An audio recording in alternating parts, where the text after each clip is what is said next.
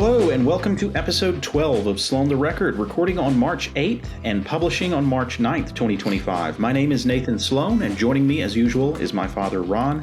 Each week we're going on the record about family history, and along the way we'll see if we can't learn more of the people, traditions, values, and stories that made us, all while opening a window for everyone else to see a little slice of life in rural North Carolina. New episodes are published on Sundays, and we appreciate every listener. You can make sure you don't miss an episode by subscribing on Apple Podcasts, YouTube, or the Podbean app. Hey, this is Nathan in the edit because we had a couple of technical difficulties. Number one, my microphone. I think I was using the built-in mic on my laptop by accident, so that's why it sounds so terrible. I'll try and fix that for all future episodes. And then Dad, at the end of this episode, his computer died. So we had to just end it abruptly. He did call me on the phone, and I tried to capture him wrapping up that story on the phone, but I don't know how good that comes through. I think it actually was a good thing that this happened because there was so much to go through in this episode. There was no way we were fitting it into a reasonable amount of time. So this is going to let us break it up over 2 episodes and cover all the babies that came in the 1980s and raising them in much more detail. So stay tuned for that second episode. Hey, Dad, are you ready to talk about your kids? Yeah, I think so. I sound a little different. I've been fighting off COVID, so please excuse the Barry White syndrome I've come up with. Yes, and I'm also raising a 4-week-old. Ronan turned 4 weeks today, and this last week has been probably the hardest week for sleep. So this is the sleepiest I've ever been at 5 p.m. in my life. But we're going to fight through this COVID and sleepiness and try and put together a decent episode for you. So last week we discussed how you and Mom settled into a home in Four Oaks in 1978. And in that episode, you touched briefly on the fact that you were about to become a father for the first time with Elizabeth just a month before you moved in. Rather than dedicate an entire episode to each of your 3 kids in this season, I thought it would be a better use of time to just do an episode about having kids in general, all 3 of us, and talk a little bit about each of us in this episode. And then also, since, I know Elizabeth was born in 78, but the majority of your infant baby child rearing took place in the 1980s. So we might talk a little bit about some other stuff that took place in the 1980s as well. So we're going to jump right into it. And the first question I have for you is, you've alluded in the past to thinking that you might not have kids at one point in your marriage. Did you and Mom always know that you wanted to have children? Were you on the same page with that, or how did that work out when you first got married? We had talked about that, before marriage, and we were both on the same page, both wanted kids. And after I guess it was a couple of years of being married, we were ready to go. I know my brother had a little boy, and, I think I mentioned that we went to Lamaze classes with them, and they lived not far down the road from us, and Susan just loved to go get him on Saturdays and bring him up to the house and play with him. She was looking forward to it. But then it wasn't really forthcoming. So that's about 4 or 5 years of a space there. So you say you weren't really looking for it to happen at first, but then that's probably 2 or 3 years then of no baby coming. Walk me through that period and then into when you found out that you were going to become a dad. How did that happen? Okay. Well, like I said, we had been trying, and Susan really became kind of obsessed with wanting this to happen, and trying different things and going to different specialists. And, they were trying, they found out, that she wasn't out putting eggs regularly. It was sporadic, and ended up, having impacted ovary, and which was sort of like appendicitis and different things. It became to where I was more worried about her health and all than I was with the child. But so she really wanted one, and she had gone for several different tests trying to figure out why things were with her system were like they were. They had tried this medication called Clomid, which was supposed to make the eggs release, and that sort of thing. And so she went in. There was one test that I was really kind of concerned about, and I had gone with her to the test, but then when she had the results, came time for the results, she was not available. I was not available to go with her. And I had a shoot, I think, that day or something with a lot of people lined up. And she said, "It's fine. I can go up there and find out what's going on." And I may have told you, I came home that day, and she was sitting on the back steps playing with a cat. And I jumped out of my car. I remember I didn't even close the car door. Running over to her. I still remember the little outfit she had on. It was a little turquoise sport like shorts, looks like a skirt, and a little white shell top. And she was sitting there playing with a cat, and I went running over to her and said, what did it tell you? What? And she said, "What?" And I said, "What did the doctor tell you?" She said, "He didn't tell me anything." I said, "About the test, he didn't tell you anything?" She said, "No." I said, "Why?" And she said, "Well, I didn't see the doctor." I said, "After waiting all this time, you didn't even see the doctor?" And she said, "No." And I said, "Well, for goodness sakes, who did you see?" And she said, "I saw a nurse." And I said, "Well, what did the nurse tell you?" And she looked up and said, "She told me you were going to be a daddy."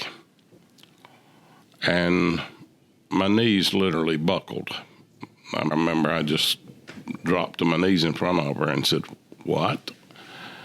And then she kind of smiled and said, "You were going to be a daddy." And so that's how I found out. I mean, just like typical Susan, had to pull everything out, nothing forthcoming on its own. But that was the way I got the news delivered to me. And how did that pregnancy go? She did really well. It seemed like she was kind of a natural for it. She never complained with the pregnancy. I don't know, so like it was an adventure to her and something that she had wanted so long. I guess she was just good with it. We had already been through Lamar's classes one time with my brother and his wife. We just went to do it with them. And like I said, she loved the results of their pregnancy. My nephew Don, she loved playing with him, and he was a cute little rascal, very very easygoing kid, and so she was gung-ho, happy. How did you feel? Well, that's good that she was happy. How did you feel? Because I know for me, there's a mixture of emotions. There were definitely times when I was happy. There are also times when I was petrified, scared. How did you feel? Did you have any mixed emotions, or were you just 100% smooth sailing? Well, I was really concerned there was something bad wrong with her. It was what the test she was going for was to find out, what was going on. I was afraid of what if she has to have, some kind of surgery, or what if there's something really bad wrong. So to hear that she was pregnant was just a huge relief to me. I was just like, whew, thank goodness. It was such a relief that I wasn't really focused on what's coming. I was just focused more on what we weren't dealing with. And so thankful for that. And beyond that, I've always loved babies, and I do to this day. I know you probably remember y'all kicking me under the table for messing with little babies in restaurants and things like that when I get their eye and carry on mess with them and making get their attention. Eyes and waving at them. Yeah, and but Mom and Dad used to come get me out of the nursery every Sunday after church. I made a beeline out there and played with the babies. A friend of mine did the same thing, Reggie Kelly. He was right there with me. And we just enjoyed the little things. And so I was excited and looking forward to it. And, we were in the process of moving into this old house over here. And so it was a lot of new things going on. And I'm not smart enough to be real cautious, and anticipate, well, what else does this mean? I was just looking forward to it. December 7th. Yeah. Sorry, Pearl there's a Harbor delay Day. between us. We're December 7th, a date that will live in infamy. Elizabeth is born. Mm-hmm. What do you remember about that day? Do you have any concrete memories of that day? Well, I do of that evening, absolutely.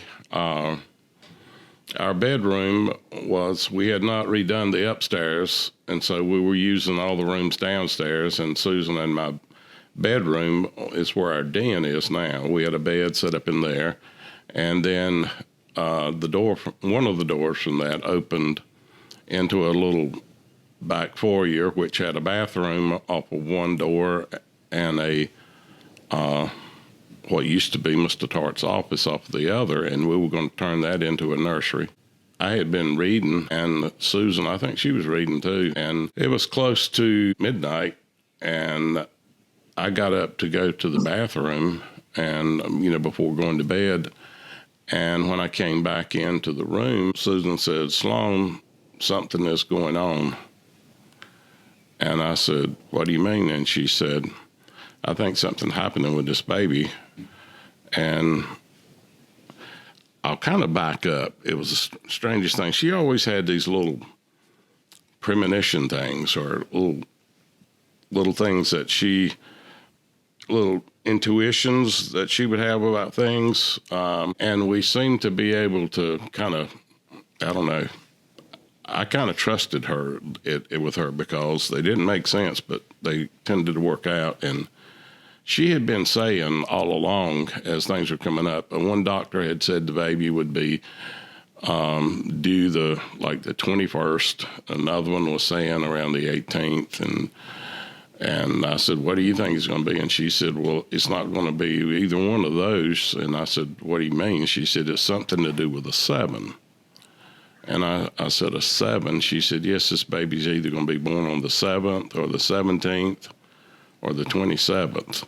And I said, "How do you know that? What makes you think?" She said, "I don't know. There's just something about this that has to do with the number 7. I didn't ask any more than that, but as I came into the bedroom and she called out and told me something's going on, she said, "I'm having these pains and they're coming about every 4 minutes." And I said, "What?" And I looked down at the clock like I was going to, I guess I was thinking I'm going to time them. And I looked down at the clock and it clicked. It clicked 12 o'clock and the date flipped on it to December 7th. And I thought, wow, this will be something if that turns out. And so our doctors we went to the same doctors that Eldon and Betsy had gone to, and they were in Chapel Hill, but they did their deliveries through Durham Regional Hospital. So I had to travel with her from Four Oaks through Raleigh to Durham, through Durham out to Durham Regional. So we quickly got up and packed everything up in her Buick Regal and head out on the road.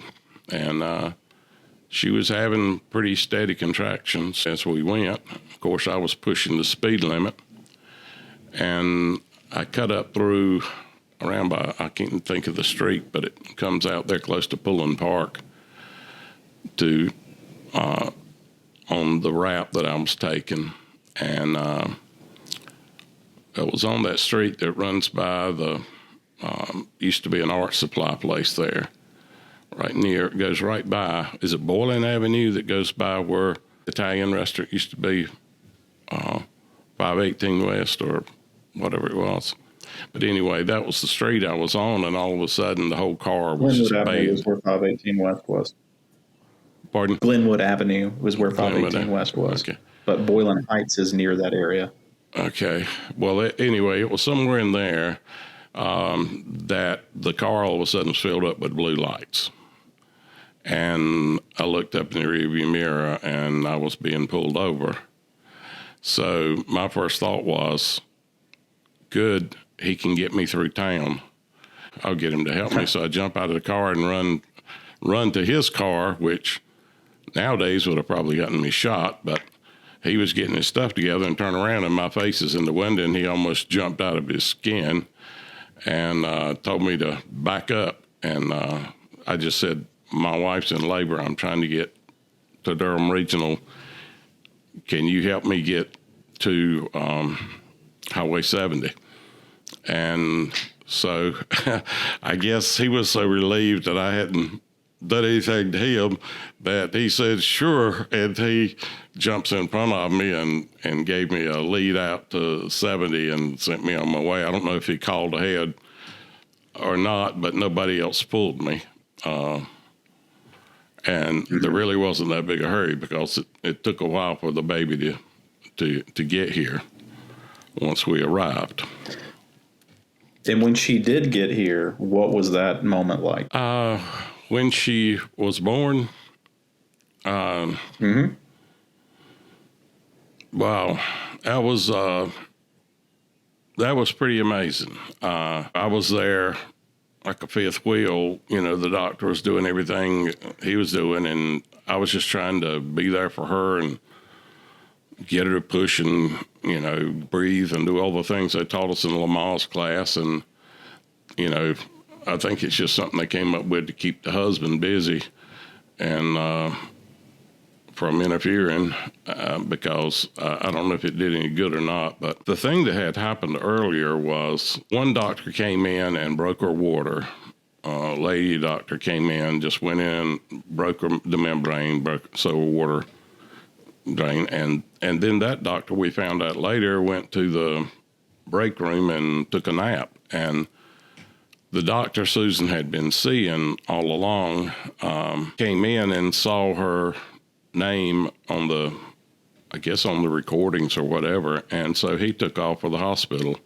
And thank goodness he did, because he showed up and came in and saw the condition Susan was in, how hard she was laboring and pushing. And he checked her and realized that the cervix was pinched between the baby's head and pubic bone and blocking the passage of the baby.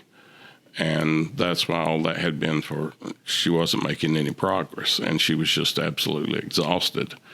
And he did something and got that part of the cervix pushed back.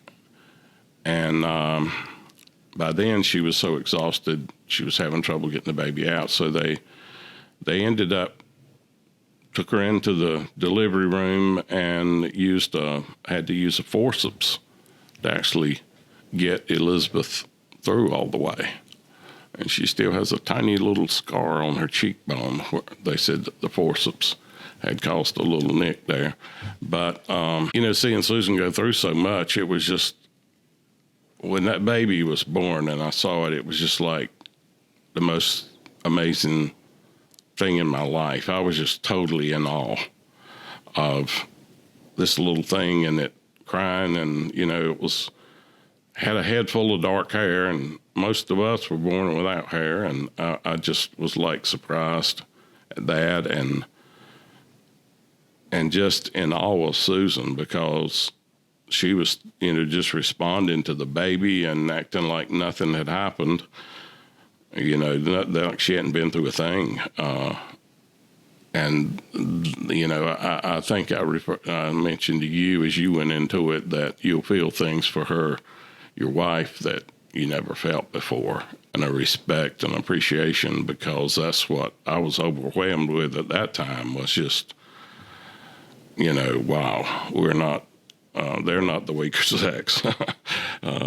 They're well, I've got a lot of critters. I've got a lot of questions for you, Dad, and we're going to have to roll through these pretty quickly. I promise there'll be plenty for you to talk about based on all these questions that I've got. So that first couple of weeks that I just went through, the first couple of weeks when you had Elizabeth home, what was the biggest surprise to you about parenting? The biggest surprise was that everything didn't go perfectly smooth. Susan had some trouble with, she had some blocked ducts that caused mastitis, which made nursing real difficult. And then the baby, when the baby had difficulty with that, we had to look at alternative ways of feeding the baby. It's just some things out of left field that I, wasn't expecting. And she didn't sleep right off the bat. And so it was that time that you're experiencing now of, not getting a lot of sleep and everything. But it was the cutest thing I had ever seen in my life. And I was still just messed up over it, I didn't care whether she cried. To start with, it was just like, this is just great. But, there were times that as we went forward, I tried all kinds of tricks to get her to sleep. Even, she would go to sleep every time you put her in the car, in a little car seat. Boom, she's gone. So I even took her out and took her riding in the car some nights and would bring her back and switch the car off, and I'd keep making car noise and stuff and bring her in the house and just set the little car seat in the bed, and tiptoe over and hope she would stay asleep. But most of the time I'd get back to the bed and I'd hear, "Nyeh," and here it would go. Sometimes I'd go in there and rock it a little bit and get her to sleep. Definitely, I have already tried the car trick. I've had to try just about everything in desperation. So the car works pretty well. Take a nice 25-minute drive around and he'll get quiet. So only 15, is that right? Only 15 months separates Elizabeth from Melissa. Talk to me about that. What was there thinking there, or what was the thinking in trying for a second one so soon after the first? Well, I'll tell you how that went. I remember so distinctly one night we were going to sleep, laying there in the bed, and Susan had rolled over. I knew she was kind of wanting to talk, so she rolled over and put her head on my shoulder, her cheek up on my shoulder. And she said, "It's not fair." And I said, "What? What's not fair?" She says, "Things aren't fair. Some women, if they want to have a baby, they just do whatever and they have a baby." And she said, "But I'll have to go through all this stuff when I want to have another baby. I'll have to go through all this stuff again. I'll have to probably take those pills to make me ovulate." And she said, it's just not fair." And I said, "Well, look at it this way." I said, "Most women have to take a pill every day not to get pregnant. You just take a pill when you want to.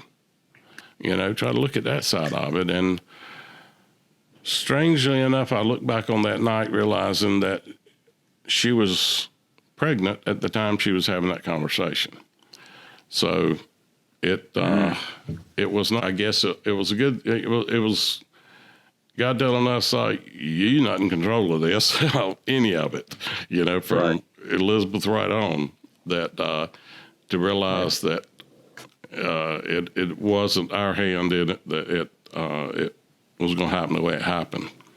But that's where Melissa came in. Was through that. And then March of 1980, so we finally get into the decade of the 80s, Melissa arrives. What do you remember about her birth and the weeks that followed, and how did that compare to the first experience?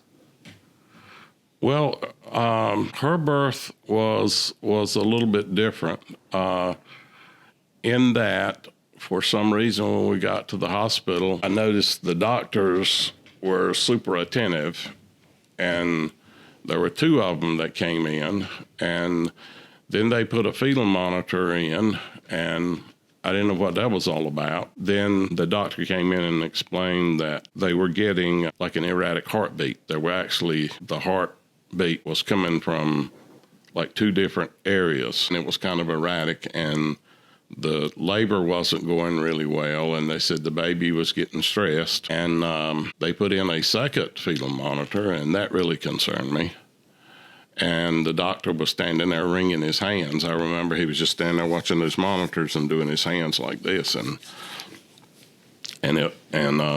and that had me worried. It was the same doctor that delivered Elizabeth, who Susan really thought a lot of him, and I was glad he was there. But he was usually very jovial, joking, and picking on Susan, but this time he wasn't. He wasn't picking. He was just all serious, and different things they didn't want to do because of the issue with the heartbeat. But right before she was born, it settled down to one set of beats, and she came on into the world. So, and I guess that time I was overwhelmed with gratitude that, I was just so thankful that she was okay. And they said her heart sounded fine, and it was probably due to the position she was in, the stress and that sort of thing. And so that was more the dominant feeling to me then, was just this overwhelming relief and thankfulness that she was okay. And then, getting to hold her and have her here. So it was a little different. Did she come out with any hair, or was she just a little bald baby? She didn't have a lot of hair, and hers was blonde, where Elizabeth's was dark brown. And as you know from pictures, immediately turned blonde, not long. But she was more fair skinned. Elizabeth had a darker complexion, a little deeper pink, but Melissa was she had blonde hair and not as much as Elizabeth. A lot of parents will say, parents who have had multiple children, they'll say the first child turns your life upside down, but the second child is much easier. Did you find that to be true? In those, especially those first couple weeks, or I don't couple know months that when there's you got an infant. Difference in the child as much as it is a difference in you and where you are in your head. Yeah. And everything. I guess it's like first time you go down a mountain on skis, it's probably pretty traumatic. And, but once you've done it a few times, you kind of know what to anticipate, and you realize this isn't going to kill you. You're going to be okay. And even if you do fall, you'll make it. And it was sort of like that, I think, with the children coming in. They're not as fragile as you think they are. The first time around, you're handling them like they're crystal, like you're afraid you're going to break or something. And every little thing scares you, sniffles, anything that they do different. What in the world, what's going on? And, when you get to the second one, you've experienced so many things that worried you before that turned out to be no problem, that when they hit with the second child, you don't worry as much. And also, you've got a lot of experience on things that work and don't work, and things that work, you do them again. And, other parents will share with you things that work for them. Try this, try this. And yeah. So that made it a little bit smoother. For 6 years after that, you had 2 young girls. You didn't have me. So what was that like, having 2 children that were basically a year apart? Yeah, they were. A lot of people thought they were twins. They went through modes where one had hit a growth spurt, and it was obvious they weren't twins, and then the other one had hit one. But it was just great. I loved it. I looked forward to coming home from work every day, and they were always looking forward to me. And I know Melissa has told me that she recognized the sound of my car. I had a little Fiat sports car, and she could hear it coming down the street. And Susan told me there was a little beside our bed, or 2 windows, and there was a little stool. And she said Melissa would sit on that stool with her hands on the windowsill watching for me to come home. And then when I got to the front door, I could see those 2 little blonde heads coming down the hall, running for the front door. And it was on then. I just enjoyed my time with them. And, I mean, there was still ups and down things. They got into a lot of stuff because they played together. And they kept themselves entertained. And I think Susan was all too willing to let them entertain themselves when they would, because they tended to get into some situations and into some mischief they probably wouldn't have got into just single-handedly. But, you know, a couple of them in particular that were stories on their own of circumstances that they created. I came in one night and they greeted me at the door, and as I came in and put my stuff down and grabbed them up and everything and turned around, I was looking down the hall and going, what in the world is that? And they, as I was coming over the hall to see what was going on, there's something stuck on the wall, just a row of things all down the hall that didn't belong there. I went over there, you know, to examine it, and it was panty liners. And they were all excited to announce that they found a whole box of stickers. And stickers, yeah. Yeah. And they like to go into the cabinet under the bathroom sink and see what they could discover. And they had peeled these little strips off and stuck them side by side all down I've heard the the Vaseline story before. Yeah. How did that happen? Well, now I make it sound like it's all roses from my standpoint, but you know, I went to work during the day, and Susan, at the time they were both up in Mobile, we had worked it out for her to be home with them, which is what she wanted and what I really wanted too, because it was really hard to take one to daycare, and it beg you, hold its arms out and beg and cry for you to not leave it. And so she had them during the day. And one day I get this phone call at work, and it was Susan, and she said, Ronald, and I knew something was up when she says Ronald. Usually she just said Sloan or right. Ron, and she said, Ronald, I need you to come home. And I was like, what? And she, I can't take it. I can't take it anymore. I need you to come home. And, you know, just that tone of voice, I was like, oh, crap, what is going on, you know? And a friend of mine, Willie Moore, as a big joke, had given me for my honeymoon, a quart jar. I didn't even think they made them that big, a quart jar of Vaseline. And, you know, dang, that's a lot of Vaseline, and it's too much to throw away. So it got put under the sink in the bathroom. Even though Susan had said, we just need to get rid of that. You know, we'll never use all that for anything. I said, well, it could come in handy for something. You know me, I'm holding on, not going to throw anything away. And then I said, Susan, what's going on? She said, you know that jar of Vaseline that you just had to keep? And I said, what? The jar of Vaseline in the bathroom? Yeah. Well, we kept it, and the girls got into it, and they did their hair with Vaseline. And I just need you to come home now. So I left work and came home, and all the way home, I'm just, boy, what's this going to be? If they did their hair, what does that mean? Well, obviously got it in their hair, but, how, you know. And I come up the steps.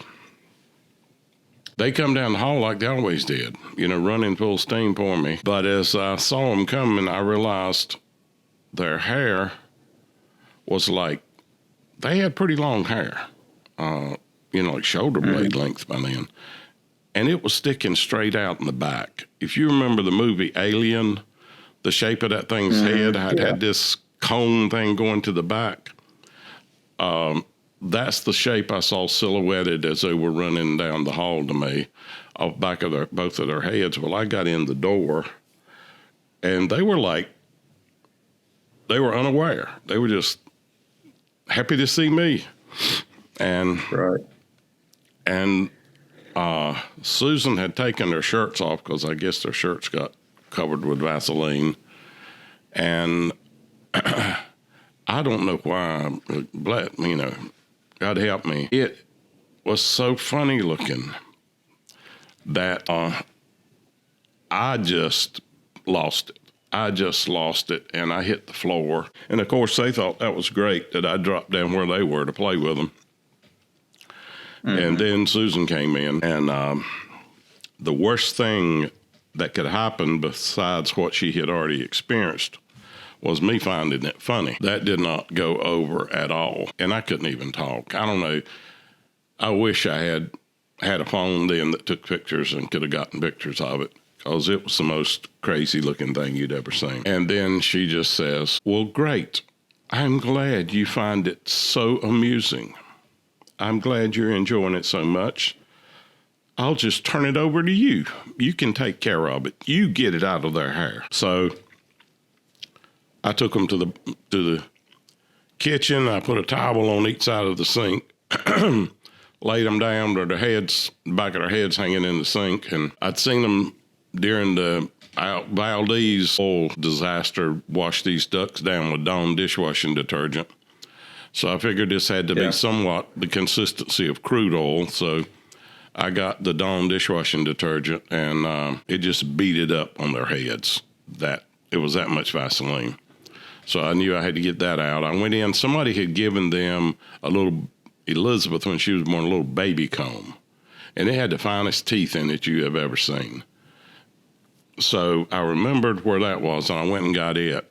And so I combed out the Vaseline and wiped it on paper towels and did that and did that and did that. And then I started back with the Dawn. I actually blotted their hair with paper towels, get everything out I could. And then the Dawn finally started working on it. So I would lather their heads up, get one of them done, then lather the other one up. And then I'd rinse that one out and re-lather it and then go over while the other one was sitting. Then I'd rinse that one out. And, of course, I tried to keep them entertained, telling them stories and all kinds of mess while that was going on. And they were pretty content. They were very cooperative laying there. I guess they never laid on the kitchen counter before, so it was a new experience. So we went through that, and then I still wasn't getting it, so I started packing their hair with cornstarch. That's what it was, cornstarch, and putting shower caps on them. They looked like you'd battered up a chicken, and I'd let it absorb that stuff, and then I'd go through those steps again. It was an all-night thing to get them to where they could even go to bed, but after a while, I'd batter them up with cornstarch with a shower cap, let them go play, and I'd sit down with them. I'd watch TV, and then after it'd been in there a while, I'd go wash it out again, so the next day, I had to take it up again. The next day was a Saturday, and well, that was nice of them to at least do it on the weekend. Yeah.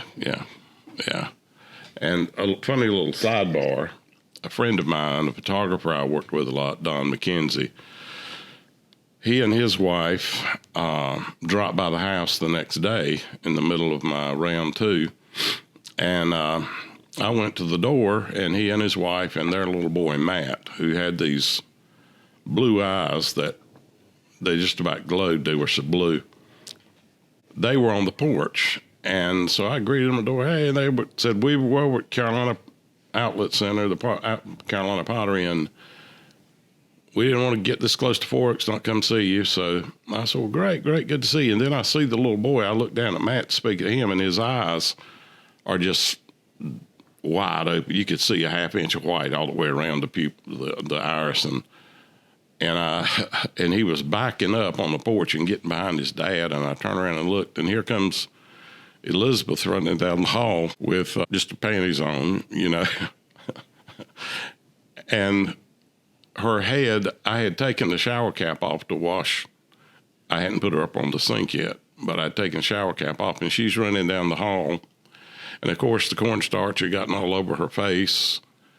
And every step she took, it was sifting out little clouds of cornstarch. as she ran down the hall. And I guess the poor little boy thought there was an apparition, some kind of ghost or something coming at him because he got behind his dad and didn't want to come out. But we finally got it cleared. And about 18 years later, he happened to be in a class with her at Greensboro.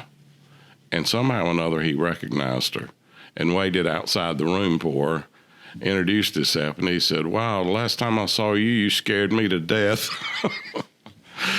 and he reminded her, and she remembered, most terribly embarrassed, But it's just, it's just a funny little sidebar to it. So in episode 1 of this podcast, I asked you about the period of time in 1985 and 1986 when Mom was pregnant with me, and then when I came along. So go back and listen to that episode if you want to hear more about me. But I'll just say one thing for me. What's a favorite memory you have from when I was, say, under 4 years old? Oh, my gosh. One of my absolute favorite memories, just absolute favorite. You were just toddling good. You were still in diapers. And my brother had sent me this book. He always stayed on top of books that were being published and coming out. And so if you were looking for a good book, call him. And he had sent me a book for Christmas that year, and I've got it in here. It was to become a very popular book in the next year, but he had gotten an early copy of it and sent it to me. It was called The Polar Express, and he had sent it to me for you. And he and I both had loved trains, and he had heard how you loved trains, and you would get down and crawl to the stairs, get up on the landing when a train was coming just to watch the train, which is about a block away. You could see the train going by. And you were just fascinated with trains. And so he saw this, it's like an ideal gift, so he sent this book. And it was time for me to get you to bed that night. And you were in a little T-shirt and your diaper. And I was getting ready to go to bed and had pulled off my jeans and was dressed about like you, T-shirt and underwear. And you came in with that book, and it was all you could do to hold it. It was a pretty big, like a coffee table size book. And you held it up and said, "Weed." And I was like, "What?" And you said, "Weed," and held the book up. And I said, "Oh, you want me to read?" And so I backed up to a chair there and turned on the lamp and picked you up, put you in my lap, and opened the book up. And I started on the book, and just the weirdness in me, I made sound effects for everything that was happening in the book. And I was just having fun. I was looking at you and watching your eyes as I turned the pages, and you would see what was there. And then, if the train was sitting there chuffing, as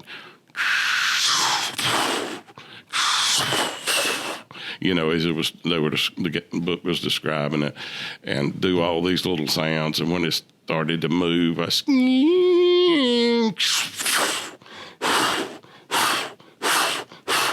doing all those little things. Well, it kept on going. It got to be more of a challenge, because the wolves, we got the pages where it was going up in the mountains, and the wolves were howling at it, and so I was, doing all this, trying to throw in everything for everything, and the conductor's coming through, he was yelling, "All aboard," and asking for tickets, and I was doing all of these sound effects and everything, and you were just, your little mouth was just hanging open like the Gerber baby, just taking all this in. And we, finally we get to the end, and he's, holding the bale up and everything. And just the look on your face, it was just the sweetest moment. It was just like one of those perfect things. And I got you up and I said, "Now it's time to go to bed." And you just hugged onto me as we were going back to get into bed, and it was just, I couldn't have had anything be any better. And then the next night, you came in and caught me a little earlier in the night, and you were dragging that book with you, and you held it up and said, "Weed, here, weed." And I said, "We just read this." And you said, "Weed." And so I said, "Oh, okay." And you started pulling your clothes off. And I was like, "Whoa, what are you doing?" And you were got your little shoes off, and then you pulled your pants off and put them down. And I said, "Why are you doing that?" And of course, you weren't answering me. And then you turn around to me, and you could talk, but just, words. You said, "Take your pants off." Oh, what? And you got upset. Take your pants off. And to the point that I went, "Oh, okay." I took my pants off and I laid them over there on the floor. And take your shirt off. And I took my shirt off. So here I was in my underwear and my T-shirt. Then you were fine. You picked the book up, put it in my lap, crawled up in my lap. And then I realized you...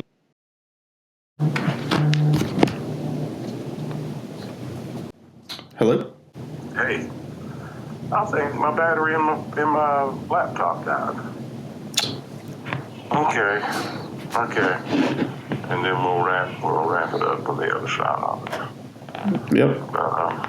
That was, I'm glad that came back to me, because that was one of the sweetest memories in my life.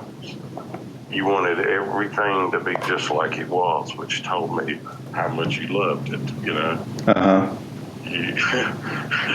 I couldn't have my pants on or my shirt. You could have yours on else. But I knew you were going to be one for detail right then, because you could absorb everything the way it was and wanted it to be. So that's going to wrap it up for this episode. We will pick up next week with the rest of the 1980s and any more anecdotes that Dad has about this. I don't know if you can hear in the background, but Ronan's crying, so I got to run down there and see what's going on, render assistance where necessary. But thanks for listening, and we will see you next week.